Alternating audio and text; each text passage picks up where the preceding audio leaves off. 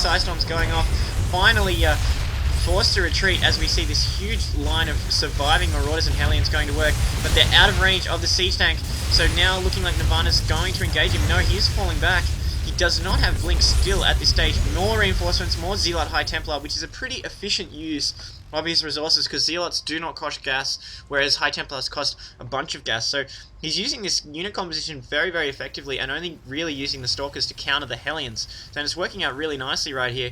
So it's just a case of whether he can keep his bases online. He's expanded all over the map. He's got 4 bases with a 5th coming online right now, as well as still having shades of units at the gold expansion. Look at that, another Stalker warping in to try and counter these Hellions. So it's just going to come a case of whether RedArchon can hold down, while we are seeing Nirvana move south down the side of the map while this harassment continues. Another Stalker joining to try and deny these Hellions. RedArchon microing furiously to try and keep them alive.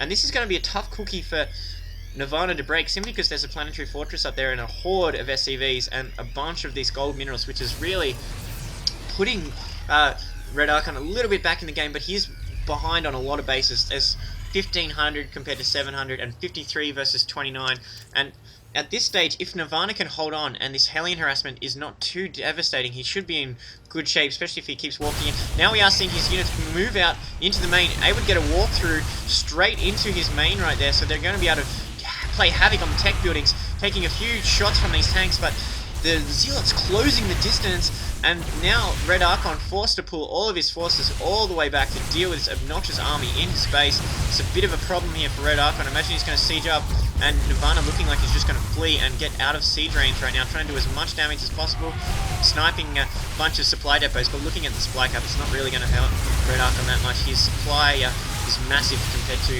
everything right now. Meanwhile, while this is going on, more Hellion harassment going on all over the map, and Marauders still being sent to the middle. Finally, he does deny that from his base. And this Hellion harassment once again going to the same expansion, but these Stalkers are there.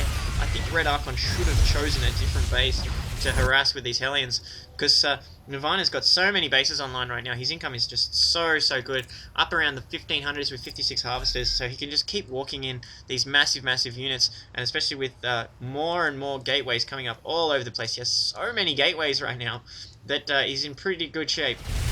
Yeah, I'm not sure what RedArchon can do right now. I mean, the whole map is completely covered in Nirvana's bases. It's like a Zerg player right now. As these storms dropping on these Marauders, oh man, so many more storms. He can just keep warping these in as these Immortals are taking all the brunt. And just look at this, all these units just completely warping in. A brand new army right there to match RedArchon. So the only thing RedArchon still has is these siege tanks on at this gold expansion, but not much else, because his main is not looking too good right now. But yeah, it's really just a standoff as these two are just moving around.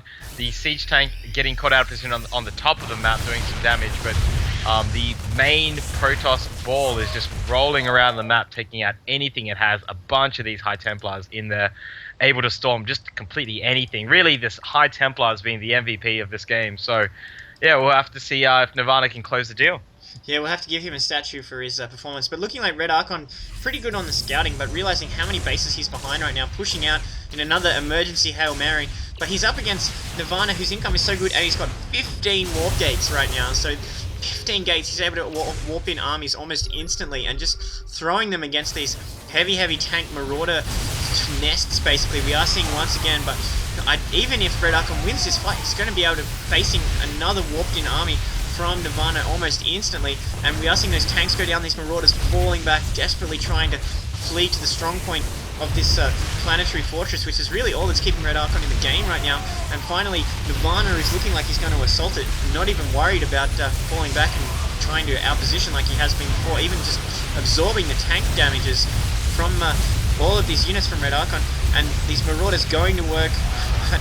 Unfortunately for RedArchon is that Nirvana just makes another one. His 15 warp gates immediately makes another army, sends that in, going to work on this planetary fortress. RedArchon could do some emergency repair, but we're seeing these Zealots work on these tanks, Hellions desperately coming in, but RedArchon is in dire straits right now.